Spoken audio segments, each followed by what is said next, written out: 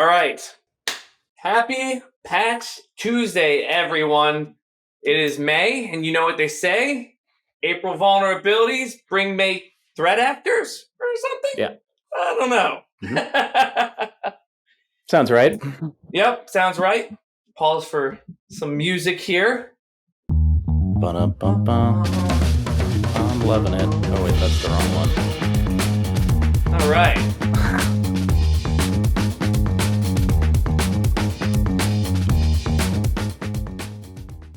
Happy May, everyone. It's Patch Tuesday. It's an interesting month. We're light on Mac OS, but we've got plenty of juicy and interesting Windows vulnerabilities for you. Joining me today is Mat Lee, my wonderful senior security engineer. The senior security engineer. The senior. Or as people would say, senor. Yes, some people would say that. Anyway, jumping right in, I think we're going to have like a shorter one for you, but I think they're going to be a little bit more interesting.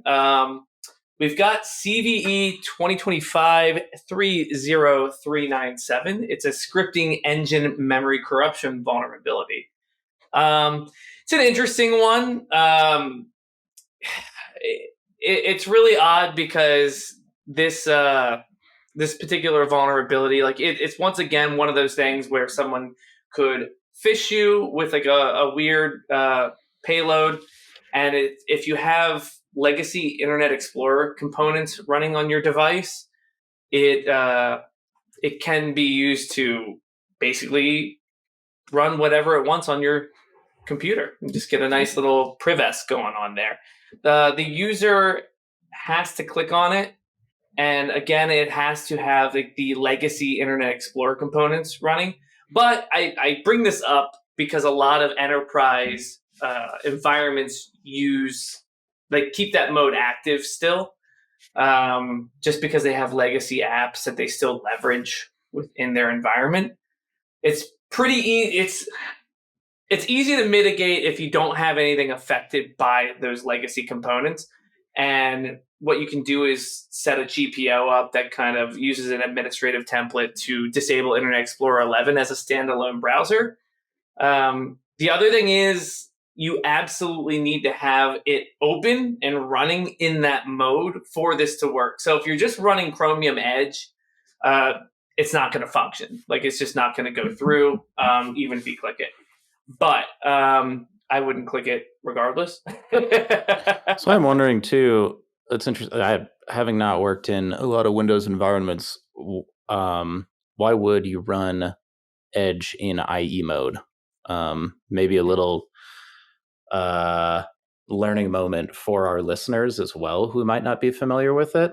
But why would you do that in the first place? And then, yeah. Yeah. So I have a lot of experience working in even like larger like law firms and stuff like that. They have these old licensed software that like require certain like browsers to run in. It's really weird. And they don't want to upgrade those old licenses. They go, we're gonna keep running this. It works. I mean, you'll even see them like on like Windows XP and Windows 7 just to run some of this stuff to begin with. I was about to say the last Windows environment I was at was in the government, and we still had XP. Yeah, laying and around. You'll find a lot of enterprise places will do this to kind of save on licensing. It's not great, and they are still out there. I've stepped foot in a couple of places recently that I was a customer at, and looked at their operating systems. Was like, I don't think I really want to be a customer of this place anymore. Yep. So it's really just around keeping legacy equipment up and running. It's so it mostly comes just down to compatibility. Yeah, essentially. And again, budget constraints. But yeah, as always, education is huge around phishing. Don't click links if you don't know where it's from.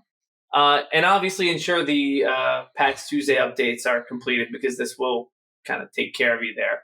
But if you really want to get into the nitty gritty and you have a weird patching schedule, you have legacy equipment, or you don't have legacy equipment, just disable Internet Explorer 11 as a standalone browser as a whole. It's unnecessary. But also in the phishing area, we've got CVE 2025 32707, which is an NTFS elevation of privilege vulnerability, which I thought was super interesting. Yeah, I was looking at the list of CVEs that we got, and this one stood out because it requires the user to mount basically a DMG or just a virtual VHD. hard drive. Yeah. Yeah, but like equivalent. Yeah. Yeah. You get So that on this one, Macs as well. right? And we were chatting about this, and this kind of highlights an interesting vector of maybe a phishing email from your IT administrator sending you, maybe something to mount that has some really important updates that you'll run, or Maybe you're out there sailing the high seas, buying true. or not buying, gaining some non-purchase software and just not thinking, and you're mounting that because God forbid there's a uh, what is a nice way of saying this? Cracked software, you know.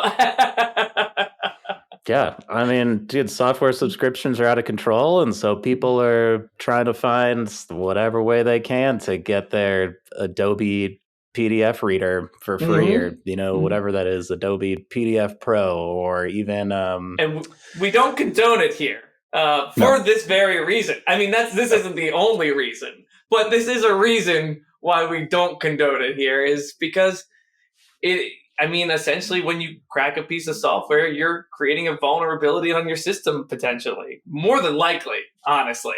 So, yep, just yeah. punching holes in things, which is never good.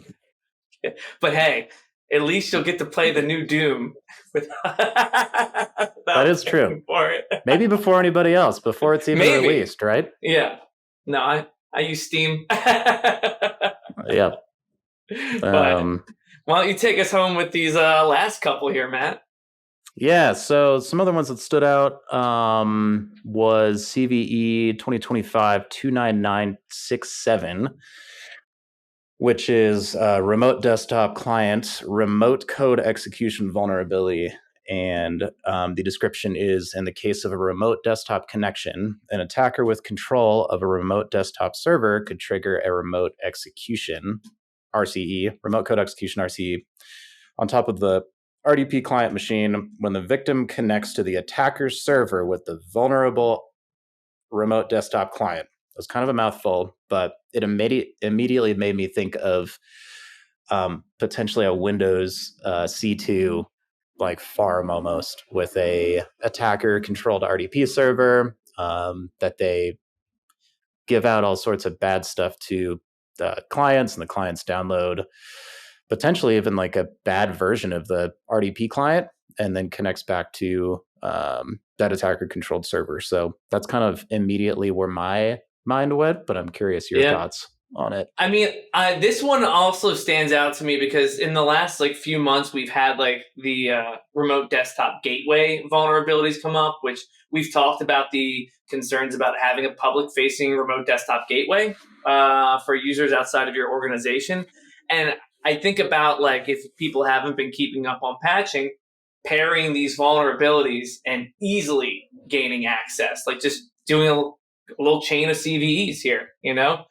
Yep. But your method obviously works as well. I'm just trying to get a little creative with how a threat actor might chain some of these vulnerabilities together. You know, Right. It could be changed with this other one, which is the second one I kind of wanted to highlight was CV 2025 32702, which is Visual Studio ooh, remote code execution vulnerability, which is just command ejection in Visual Studio, yeah, which basically just allows an attacker to execute code locally. And this one's interesting because Visual Studio not Visual Studio Code, is a very widely used application, and it's used by people that generally have more permissions than the average user inside of your infrastructure. Absolutely. And these are the people you're usually going to go after, engineers. They usually have like juicy things like AWS credentials, or I guess in this case, maybe Azure credentials if they're in a Windows shop. Or pipeline access. I mean, I think about someone getting access to and injecting that into like a build platform or something like that. I mean, that's just game over for, I mean, any security team at that point. Game over for the next couple of weeks. Yep, that's somebody you don't want getting phished is your engineers. Yeah. So that's always fun. Yeah. Yep. No, so I'm definitely keep an eye out for these. Get patched, everyone. I think that kind of brings us home, right? I think so. I don't think we had any others. I mean, there was, I think Excel had a really bad day with the patch Tuesday. I think I saw like 10 Excel CVEs that came out, but they all seem to be pretty similar. But between Office and between Office and Excel, it seems like that team has been pretty busy squashing bugs. So, oh yeah, definitely. Awesome. Well, Matt, thanks for being here today. Everyone else, thanks for coming and checking out the podcast. And we'll see you next month. Thanks, everybody.